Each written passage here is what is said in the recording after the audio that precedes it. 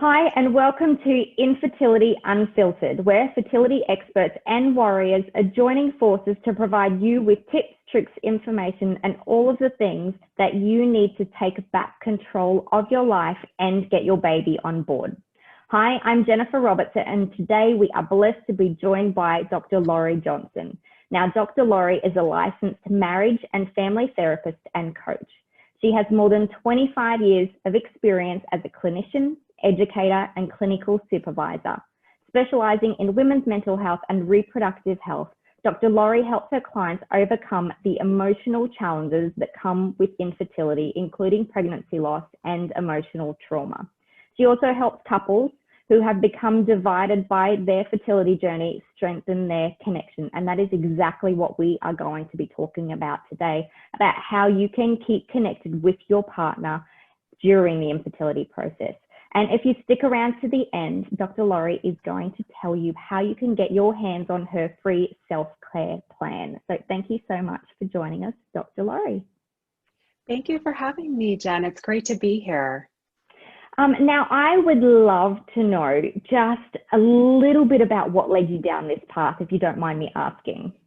No, I don't mind at all. I love talking about my story and how I kind of came to be a couples therapist, and especially in this community. And I think like a lot of us, we're led to work with the infertility community because we have a sense of compassion, and also a lot of us have a personal connection to that. So while I was working with women struggling with infertility earlier in my career, it was really when I started to have my own struggles in the process that I think shifted how I saw working with them and providing support and care in a way that recognized that needs were not getting met in the field. So when I kind of went through my process and came out on the other side, as I like to call it, I rededicated myself to working with women and couples in particular, because I know what it's like as a clinician to go through trials and tribulations associated with infertility, but there's also something very different about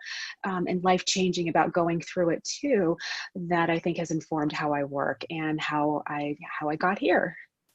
Excellent. I love that. And I think it's so important that sometimes that we have walked through it, so we know the challenges that kind of come up. Now, today, the reason I want to talk to you is because this is something that a lot of people really struggle with, not only just the infertility journey and the blows that come along, but how do you stay connected with your partner when they perhaps don't understand what you're going through as a woman, because we all have completely different experiences and things that we're going through. And I know that when I was on my fertility journey, I was so focused on me that I didn't even consider what my husband was going through. And while he looked like he was fine, which I'll be honest with you, kind of annoyed me sometimes, because it was like he didn't care. So can you kind of explain to us what the differences are and how we can come together and move through such a traumatic phase without it really splitting us apart? Absolutely. I think you bring up a great point in terms of just recognizing the differences in styles. And even though we recognize that difference between how women experience and process emotions, even though we know that intellectually, it's hard living through that. So the reality looks much different than what we imagined. So like you said, it's, when you are going through this process and your husband, and you're kind of filled with emotions and reactions, and let's face it, a lot of the medical procedures and appointments, that they're happening to us and to our body. So we have a very different orientation to the infertility process than our spouses do.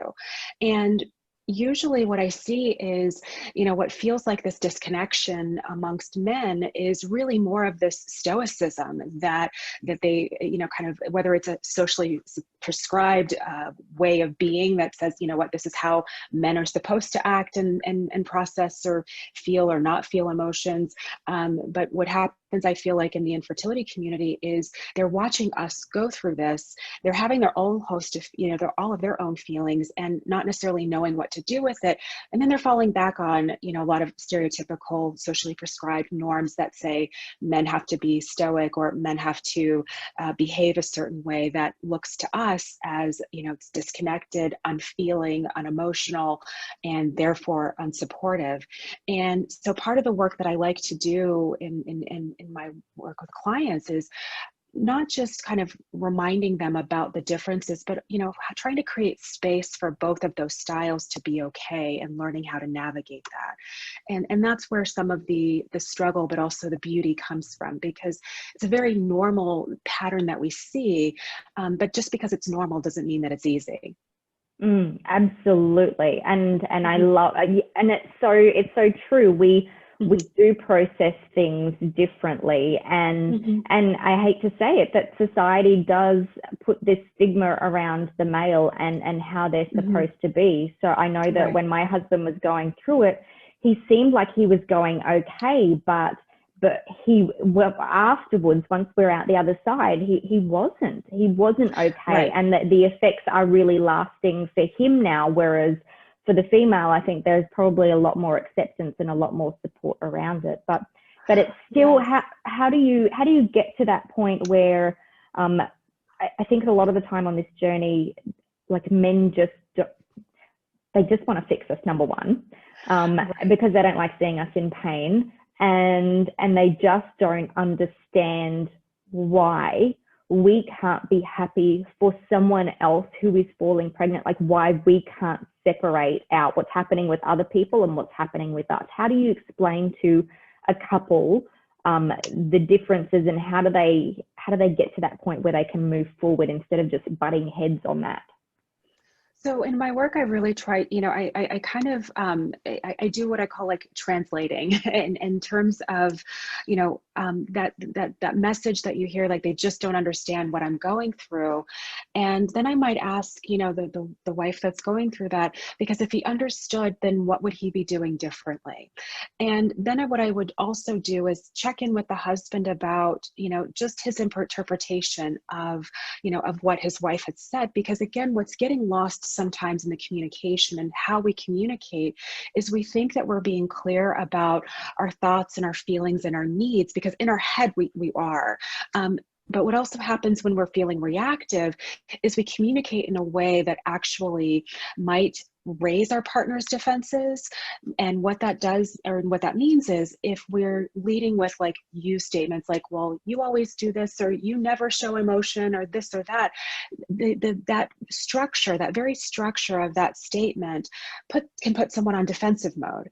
And so for the spouse, the husband who might be, just still having these thoughts and reactions, but because he's processing it in this very male-like way, when they're feeling defensive, or when anyone is feeling defensive, they can't process that information. So for me, in my clinical work with couples, is really trying to diffuse the reactivity that's happening in the system between the two of them, so that they can kind of hear the message differently.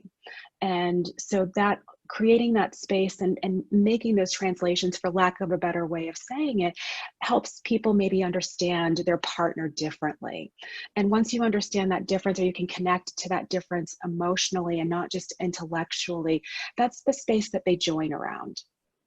Absolutely. And so I mean, obviously it is such a huge thing in terms of couples therapy and stuff like that. But if someone can't get to a therapist, or perhaps one of the parties doesn't want to get to that stage, how can I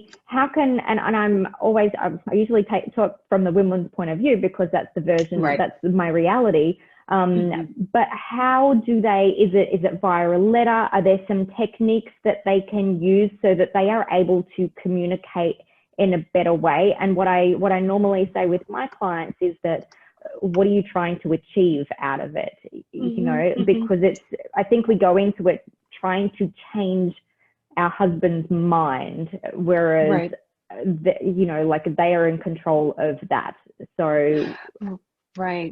And excuse me. And I like to encourage people to stay focused on using I statements, because when you lead with, I'm feeling lonely or I'm feeling disconnected, that's a very direct statement that isn't one that is potentially triggering for a partner. So it's much easier to hear, a responder, to someone saying, I feel sad, versus, you're making me do this, or you're always doing something that you're not really letting me know how you feel.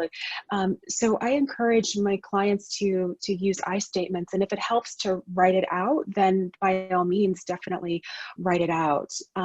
Another structure that I encourage my clients to do, if it's hard for them to communicate in a way that's effective, or they're talking over each other, I actually might have them do what's called like the timer method. And what that entails is we set the timer for 5 minutes, and each partner gets equal amount of time and with no interruptions whatsoever. So when one person is the talker, the other person is reflectively listening. And so what that means is they're just reflecting back what they heard the other person say, not what they're interpreting, but literally what did they say. And and then when that timer is up and then we switch places and allowing space for the other person to do that, what I find is it slows down the process of reactivity, of anger that can happen when you're feeling like your needs aren't getting met. And so that sometimes that slowing down of the process can encourage people to listen differently, because they're not thinking about how they want to respond. Yes, absolutely. No, I love that. What are some things that they can do to keep connected, not just in a communication way, but in a physical way, in an emotional way, so that they're approaching this together, as opposed to what you said before, like it is the woman who really is going in for the treatments and she's doing all of this stuff. So how do they stay connected during this? I think it's important to remember the things that you did before infertility took over.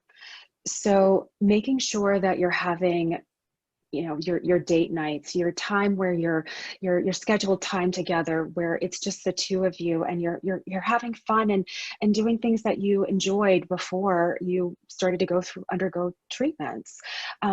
It might be traveling, it could be going out to dinner time to time, or just having uninterrupted time where you just don't even talk about fertility related issues either. And I think it's important to make sure that they have that protected time, because we know that infertility can take over, and these conversations around what's happening with our processes or what's not, and all of these feelings that go along with that can really muddy the water. And so I really encourage people, and I always ask them, what were you doing before? What did you do for fun before? And how can we get you to do more of that now? And it might be hard, but I think it's worth being intentional about it, even sometimes when you don't feel like it, because you're just trying to get out of that negative state that infertility can keep you locked into. So I think that's a place to start. Yeah, absolutely. Now, what in the situation where, I guess, and I'm talking about husbands and wives or partners or spouses or whatever, but when you've got a husband who perhaps hasn't done a whole lot of research, I'm just conscious of the fact that there's so much support out there for women, and we can talk about these things a lot more open than a male can. So we know the way that we're feeling and reacting is somewhat normal, because we have that reality. We see other women going through it, and at the deepest, darkest places as well.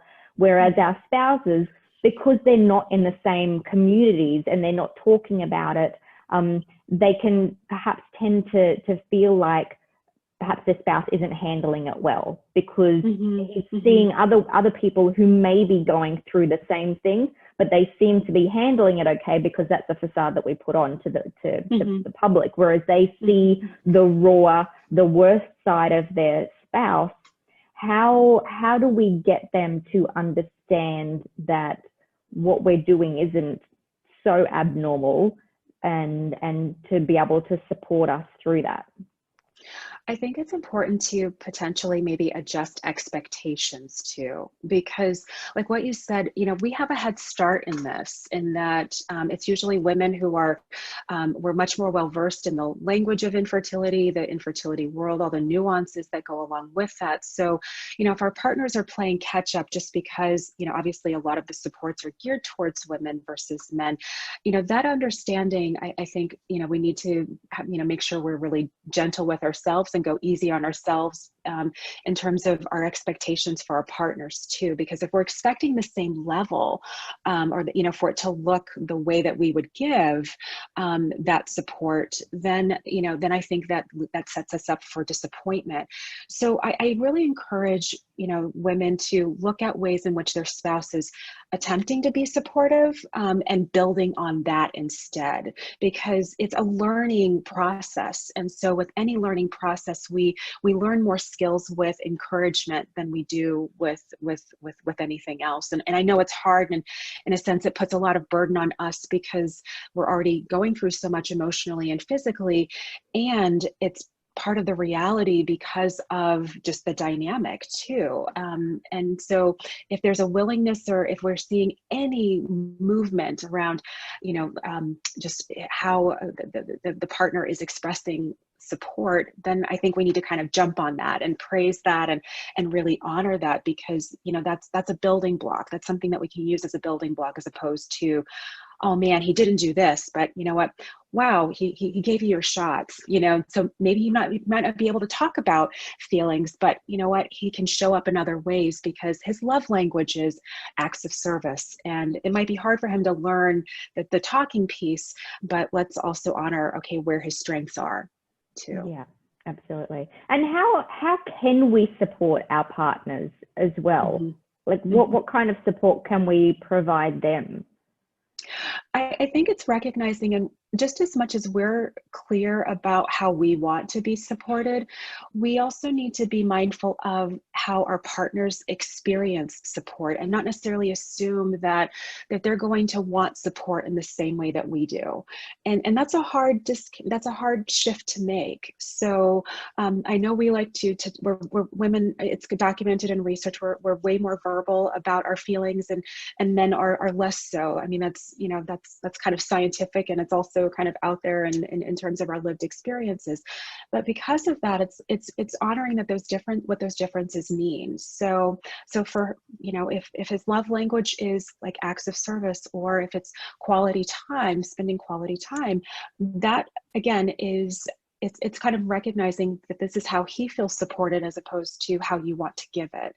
And so it's honoring that, and the difference, that might not feel comfortable, but it's, being intentional about recognizing that and trying to be sensitive to it. Yeah, absolutely. And on the flip side as well, it's Mm-hmm. a lot of the time on this journey as women, we don't know how we need support. Like when Right. our partners say to you, what can I do right now? What can I be doing? How do they get to that point? Like, what should they be asking for? How do they know what they need in that moment? That's a great question, because it's not always, like you said, it's not always easy to recognize what you might need. And so when I sometimes ask the question, it's like, okay, it's okay not, I might say it's okay not to know what you need right now. But I also might ask them, or start to offer suggestions, like if you did know, what would you say? And I know that's a weird question to ask, someone who's just said, I don't know, but sometimes just even imagining can be helpful in thinking about, well, you know what, I just need space. Okay, then let's go with that. Let's go with that. What does it look like when you just get space? Or if it just gives you a hug, what does that mean? Does that feel like enough? And that, just even starting there, can be a great way of building and figuring out, okay, this is one way that I feel supported, and this is my love language, or how I feel cared about in this way. Yeah, and I think it's really important as well. I guess our partners always kind of want to fix us and make us Yes. happy, and Yes. trying to give us solutions. So it's being able to tell them, okay, I don't want you to actually provide me with a solution. I just want to be heard, because I think a lot of the Mhm. times on this journey, we really just want to be heard. Right, we do, and sometimes it might just like, yeah, like you said, just say, "I'm not sure. I just need you to listen." And leading with that, again, if you notice, that's an I statement, and it's a very direct statement that I think men respond well to, and it's not a critical statement. It's not and sometimes when we ask questions of our spouses, or make requests, we have a tendency or can feel that can register to the men as somewhat critical. And it's not our intention to do that. It's just a matter of, again, translating what our needs are. And we do that best when we're very clear about our I statements. So Mhm. I'm not sure, but I think listening would be helpful. And then that's a very clear directive for the man to respond to. Yeah, absolutely. Are there resources for men to be able to dive into? Because on this journey, as women, we Google, we are ferocious in our search for information and support as well. But are there things that if our partners don't perhaps understand, or are there things that we can provide them to help them not only cope with it but also understand what we're going through as well? That's a great question, because I think that I wish the literature were better about this. I still feel like the majority of the literature around, infertility in couples and how it impacts couple relationships are written with women in mind. And so I think, and usually, let's face it, when women are, even when we know that women are the first ones requesting therapy, and husbands are usually the last ones to come on board with that. So um, this desire to kind of get our husbands to be different can be, I think, a very frustrating effort. So I would just encourage women to focus on what they have control over, and managing, getting the support that they can therapeutically or through coaching around being as clear about their needs as they can. And sometimes changing, just making changes around language and tone and behavior. Because of what happens as part of the couple dynamic, we see that men can shift. Some don't, but 9 times out of 10, we do see some shifts happening when we focus on ourselves too. So, so I think that I know that I wish there were more resources, and I think that, there might be something out there that I'm not aware of just yet, but specifically all of the couples articles and resources still feel so very heavily like female centered, Yeah, and yeah. just, yeah.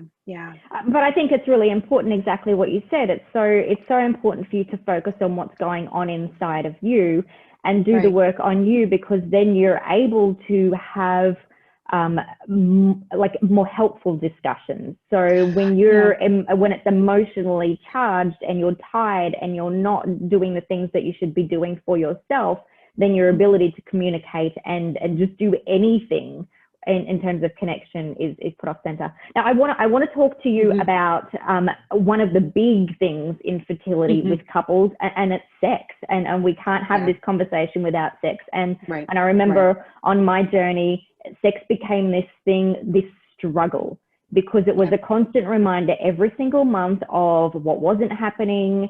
And it was all of a sudden, sex became not about connection or pleasure or anything like that. It became about having a baby, and then down the track it became about failure.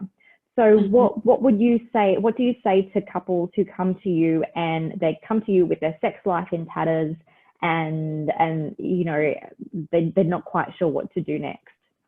Absolutely. Talking about sex is a hard topic, and especially to come into a therapist's office or a coach's office, and a stranger kind of asking them and talking to them about their the intimate details of their life.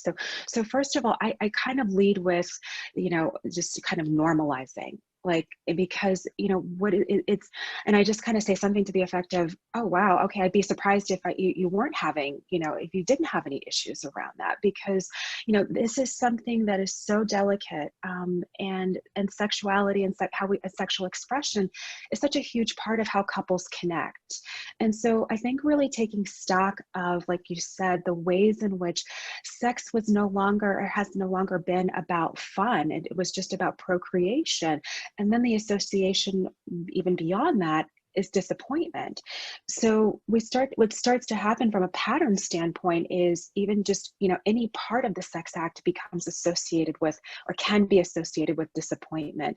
And so that is where I think having, you know, the time and space to have, to really work on rebuilding and relearning how sex can be fun again. And that takes time and intention, because again, when you've gotten in this pattern of trying to have a baby, and again, you're having sex for procreation purposes, and it's not fun, you know, those associations around fun are lost. So it's really it's important to relearn how to have fun again. And so there are exercises around playfulness that I recommend.